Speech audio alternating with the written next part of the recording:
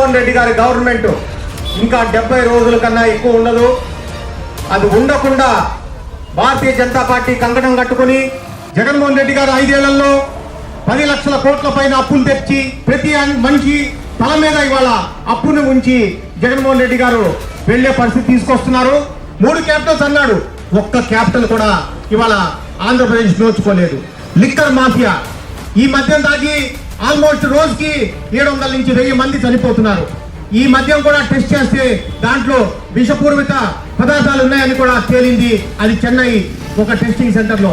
అందుకని ఈ ఫ్యాక్టరీలన్నీ కూడా ముయించాలి, అట్లానే దాన్ని టెస్టింగ్ చేయించి పెద్ద ఎత్తున దీని మీద యాక్షన్ తీసుకోవాలని చెప్పి కూడా రాష్ట్ర అధ్యక్షురాలు పురంధేశ్వరి గారు సెంట్రల్ హెల్త్ మినిస్టర్ కి విన్నవం చేసుకుంటాం కూడా జరిగింది.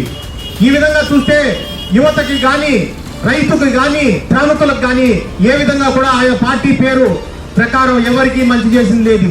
అందరూ కూడా ఆత్మహత్యలకు గురవుతున్నారని కూడా నేను మీ అందరికీ తెలియజేసుకుంటాం జరుగుతుంది. భారత్ మాతాకి